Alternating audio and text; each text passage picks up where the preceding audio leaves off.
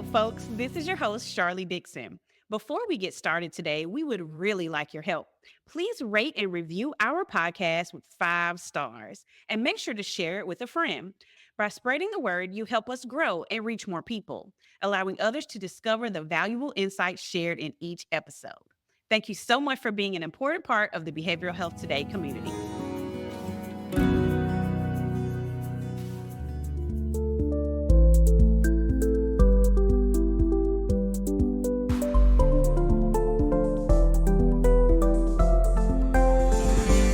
Welcome to Behavioral Health Today, a podcast brought to you by the Triad Network.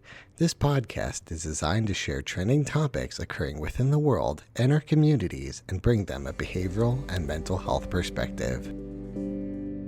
Welcome to Behavioral Health Today. I'm your host, Charlie Dixon, joined today by Dr. Graham Taylor. In this series, we bring you quick, digestible insights into mental health and societal trends, taking a relaxed approach to the issues shaping our world. Today, we're diving into a topic that's been shaping the mental health of both youth and adults: the impact of social media and technology. Today, we'll explore the challenges young people face, how parents can establish healthy boundaries around social media, and what it takes to support children and teens in building healthier relationships with technology. Graham, I am very excited to hear your thoughts as we dive into this conversation. I am really excited to be with you. It's so fun to have these conversations, and I am looking Yeah, forward to this topic. I can't think of a more important topic right now in our absolutely. lives. Absolutely. It is everywhere. And so, as we consider the development of children and teens, it's important to remember that they're growing emotionally, socially. And with social media, though, it being such a prominent part of everyone's lives, I won't just say just children's lives, but everyone's lives. What do you think are the risks and challenges that we should be aware of as both parents and educators, really? Yeah, that's a nice setup right there. There's some really good pieces. I think there's a number. One, we know that there is a negative impact on our children's brain development. You know, their frontal lobes, the executive part of our brain, planning, reasoning, logic, judgment, anticipation of consequences, some of the reward pieces. That's not fully developed until we're 25 years old. So it's still growing. It's still plastic. So our brains are, the neuroplasticity that we talk about. So we know that with social media and being on a device, it impacts negatively their frontal lobe development, other parts of their brains as well. I also think there's other issues, like you mentioned, the emotional piece. We know that suicide, depression, anxiety have all gone up. Come on. Yes. And Yeah. and suicide now is the second leading, according to CDC, the second leading cause of death amongst young people, 10 to Mhm. 24. Yeah. We also know that I don't know about, I'm sure you've seen this.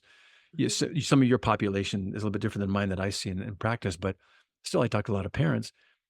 Their relationships with their kids have been Suffer. so Yeah. suffer that I think that's Mhm. the right word. I could say negatively impacted. Suffer's a better word because they Yeah. have suffered with this tension, fights, tantrums, all kinds of things. Mhm. I'm holding up my phone right now for those of you who aren't watching, but I'm holding my phone. This is the most powerful device that we have. And Absolutely. I tell I tell parents that behind every social media thing, or games or things there are 40 psychologists that are behavioral specialists that are telling the programmers, here's how you keep their attention. Here's how you Mm. reward them. Mhm. It's basically Vegas on steroids. Oh, yeah. Wow. And it just affects everything. Intermittent reinforcement, bells, whistles, Mhm. bows, get little rewards, get a like, all these things. It Mhm. is addictive. So I think the development, I think the mental health piece, I think the Yeah. emotional piece around, comparison. Girls are particularly, Mhm. impacted by this. I know we'll talk about this in the show. Boys have a different reaction to it in some ways, but still nonetheless, cyberbullying and just the familial impact. Those are some things come to my mind. Did you have similar experiences?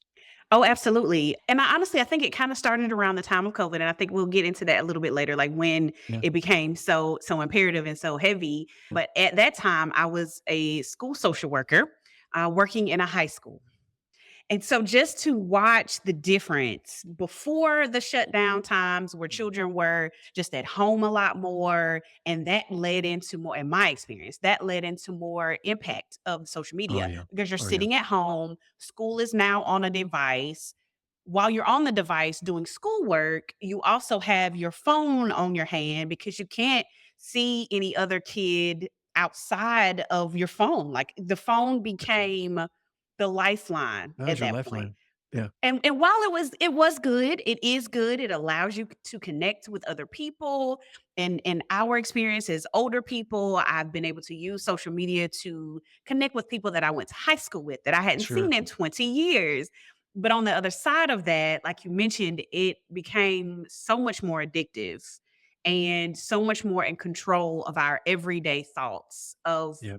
most everyone around us, because at this point, even children as young as 3 or 4 have experiences with technology through social media or some form, whether it's YouTube or whatever it may be. And I think even we mentioned in another episode about the impact of the election and things like that. Our children even saw so many more things about the election and Good point. politics and division through social media and through the impacts that it had there. So it really took over. And while there are some positives, I won't, negate those. It is very developmentally negative, and it has Mhm. some harmful impacts on, again, not just the children, but us as adults as well. I like this 10,000-foot view you're kinda giving us here, that during COVID, it Mhm. provided probably the only connection that we were allowed. If Right. I couldn't see you, that at least maybe I could FaceTime you, or I could, Yeah. go online and connect with you there. I had no other outlets other than my family, and we Right. were probably, driving each other nuts, so I needed some Yep. outlet, but Yep. so what you're raising as a lifeline and something very helpful and positive to a degree that way socially, it's become kind of something that's, kind of almost ensnared us in a way. It's Yes. something Yes. that's got us now, Mhm. and what was maybe once our only connection, we get I heard someone say the other day, someone on, the podcast that I was doing, they were saying, "We've never been more connected, Mhm. we've never been more lonely Yeah. So and much more unknown." disconnected as well. Yeah. You notice that as well? I have, Yeah. definitely, because even children as you sit and I am fairly recently out of working in the school system, children don't even know necessarily how to have conversations with each other No. anymore. They'll sit in the cafeteria at lunchtime, and instead of hearing lots of children laughter and talking and engaging with each other, they're on their phones. And Yeah. even the engagement is like, "Oh, look at, did you see what such and such posted on their Snap or whatever?" It's So not the about us. engagement, no, It's it's about something not. It's not outside of in the us. moment. It's not That's the right. mindful in the moment. This is what we're doing today. So there is engagement, and I know that social media is designed to keep young people engaged, but that engagement, just like you mentioned, becomes more of like a trap, Yes. that children, young adults don't necessarily fully understand. Having that level of access to so much information, while it is a good thing and it provides maybe even to a certain extent a more open-minded youth, Yes. I Yes. do also think that it impacts mood and behavior and, like you mentioned, higher rates of mental health illnesses and just Yeah. comparison and bullying. It also brings out those negative pieces as well. So Yeah. speaking as a parent, sometimes it is difficult to navigate where social media loses Mm. its positivity, or technology period, where it loses its positivity, and how we teach our children where that line is. I think that's a really huge piece, and you're nudging us towards the idea that maybe, parents get to have a really good role. In and of Mhm. itself, it's neutral. It can't be harmful unless you're doing wrong things with it. Right. And what you're saying is maybe we can empower maybe even a closer relationship with a parent and child forming if they're going to be addressing this. How could they do it together? At the Mhm. same time, it's also, and I don't want to overemphasize a negative, and I don't want to sound like some old crotchety guy because I'm not, because I use it too. So if I come across that way, bear with me. And I've got 3 kids that kind of were just getting into the young adult years when the phones really kind of came in, and Mhm. social media really came in big, big ways. They were engaged with as well. But when you hear a stat like, and this is a CDC, saying the same things, that for male teens from 2007 to 2015, Mhm. the suicide rate went up 31% Wow. for males, and it went up 40% in for Mm. females. That's insane. Yeah. That's insane. And so what we're saying is, and we don't necessarily able to say, well, it caused it, but there's a correlation. So we can say Right. if there's Yep. something a correlation, then that's significant enough. Or even the idea when you're spending, they found out if you spend more than 2 hours a day experiencing on a social media platform, you are bound to experience poorer mental health outcomes, including suicidal thoughts. Most Mm-hmm. kids are spending more than 2 hours a day, Oh yeah. on that. And most, Oh yeah. basically saying they're spending 4.8 hours, what the research shows. But I think it's more than that, the kids Yeah. I talk to. But however, I love going back to what you said earlier. Forgive me for being crotchety there for a moment. Going down this path of what if parents became involved with something Hmm. that is a part of our kids' life that's not going to be not a part of their life. Right.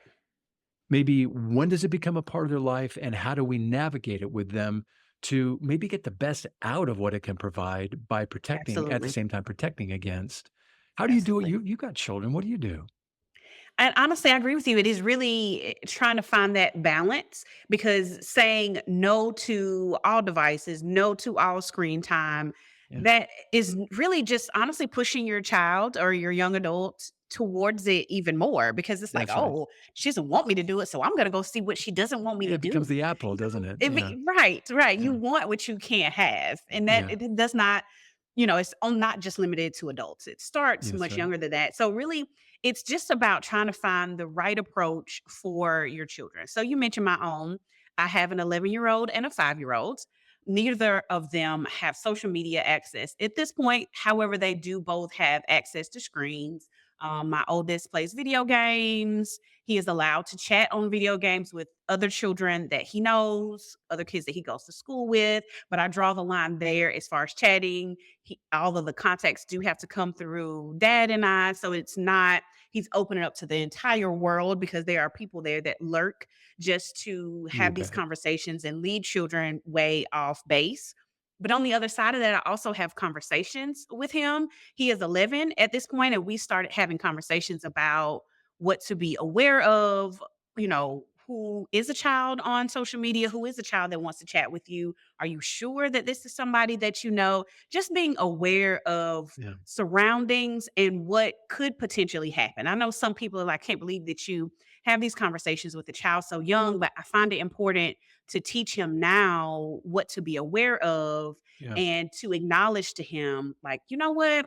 You've been watching YouTube shorts a lot today and yes, your mood is off, son. yes, So we're going to have to remove that for the rest of the day because you've had enough evidently. yeah. Let's go outside and play. Let's You make bet. sure that there is some level of boundary there to where you're not just sitting on social Yeah, media or for him, like I said, they don't have social media, but YouTube watching shorts or Roku TV also has shorts. And so it's everywhere. So I don't want you to not have it at all. I don't want to push you in the other direction where you feel completely left out. And so when your classmates are talking about the video game that they played together the night before, you have no idea about it. But I also want you to be aware of what could potentially happen, how things could affect you negatively, and then teaching them what negative looks like to them. Because a parent can say, "Oh, you're just acting bad, you can't have it." I want mine to understand, or I find it important for them to understand,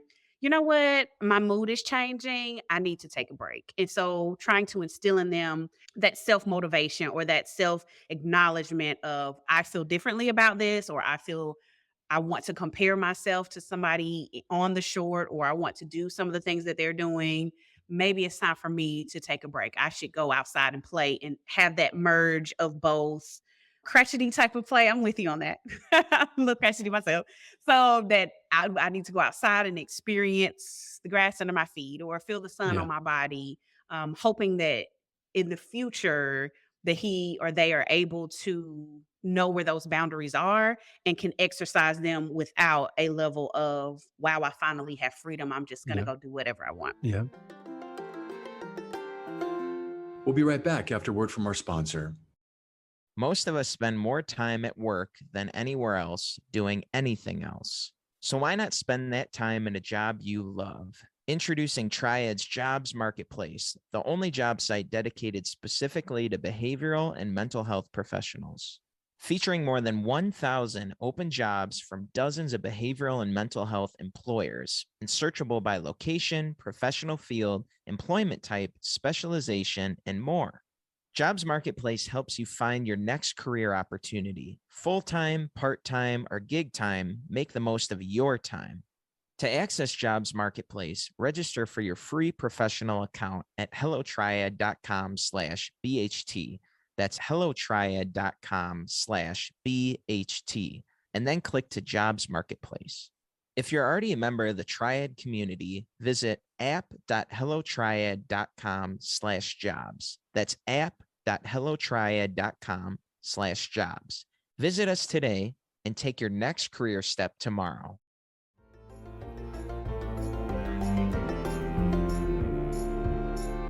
So you're talking about equipping your children, Yeah. and you're talking about helping them appreciate the emotional and social and developmental aspects of this. And you can have these conversations, but you can, and you have them, in an age appropriate way. You're not Right. citing, some big research article, but you're No. putting it in their speak. It's like Yep. what we talk about, from a mental health perspective. And we encourage folks, parents to talk to their kids about, sex. And we talked about drugs, and Right. parents are like, oh, if we Right. talk about that, they're going to go have sex and have drugs. No, they're not. No. Instead, they're going to make informed decisions knowing what they didn't know before from the best source possible, mom and dad, ideally, or Right. whoever's in their life, to be able to Right. say, here's what we believe to be right. Here's our values. Here's the things that are Mhm. important to us in our family. We're going to raise you by these things. That's the parent's Absolutely. prerogative and task and requirement. And we want you to be cognizant of what's the best of this device. And also, what are the risk challenges here that we really want you to be aware of so that you can be equipped and maybe even recognize it in yourself someday? And I love what you Right. did too. And I've done the same thing with my child, one of my children, where in using it, they became just kind of moody and broody. And Mhm. where did they go? Right, like, "You were not my kid, like, who Um, are you?" Yeah. I seriously, and short of any slap therapy, I decided to take the decided to say, hey, you know what, honey? And I love what you did because I did the same thing. I talked about it being the device, not Mhm. something shame-based about their mood, Right. Right. because their mood came out of too Right. much time on the device, and it wasn't their fault. That's just what Mhm. happens. It's just what Yep. happens. When That's we're what happened. exposed to the sun too long, I get sunburned.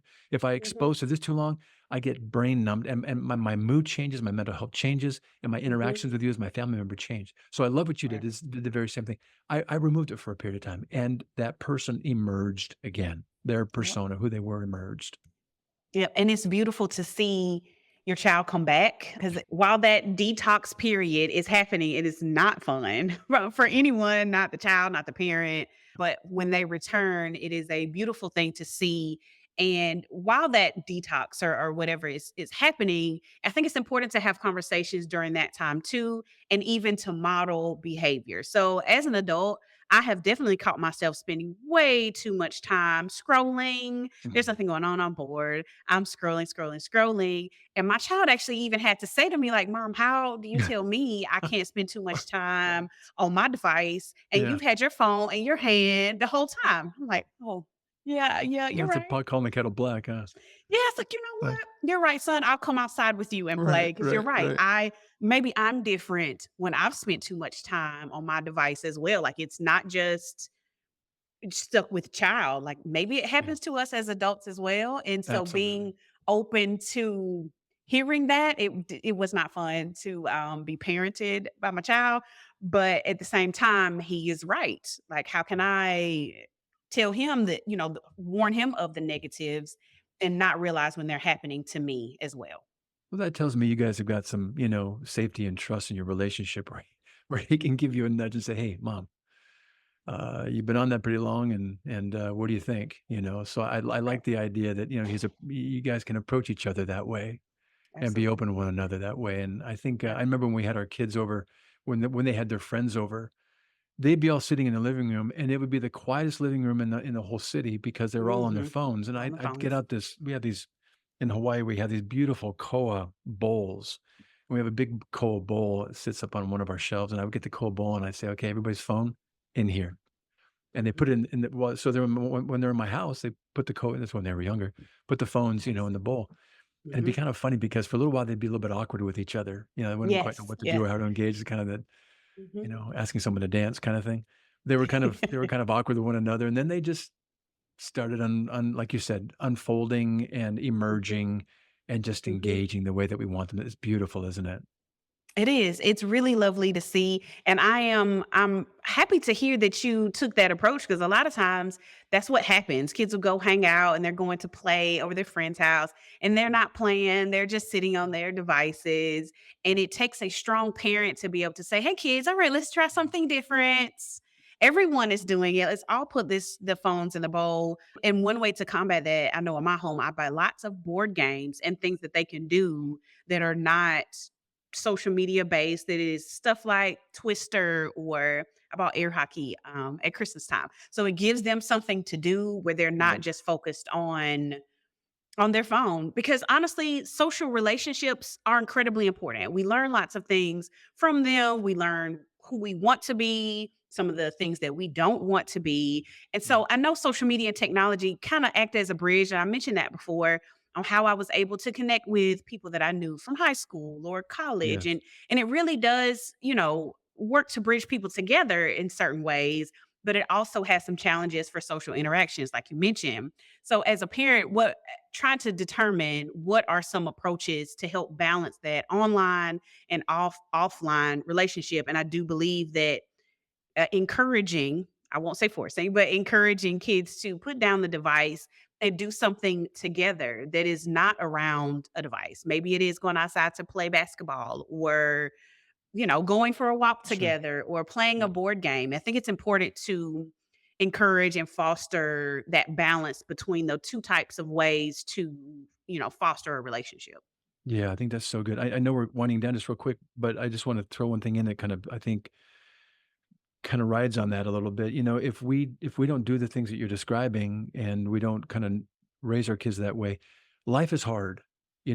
When we become adults, life is hard. It requires emotional maturity, requires a Mhm. good, EQ, emotional quotient. It requires us to have good communication strategies.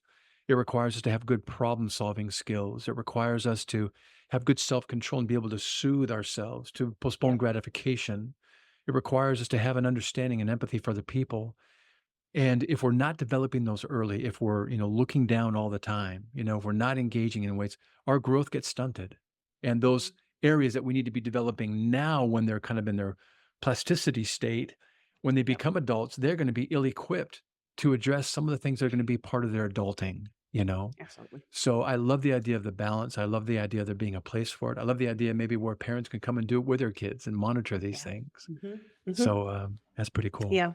And building that healthy relationship with technology, it's not going anywhere. So trying to completely remove it, I don't know that that's the best way either. So really just trying to, like you mentioned, creating a level of balance between technology, social media, and real life experiences like extracurricular activities or a focus on studying or the arts, focusing on not just social media, making sure that us as families come together and do things as families without having a device in front of our face, I think will help to continue to build healthy relationships with technology and really improve overall well being.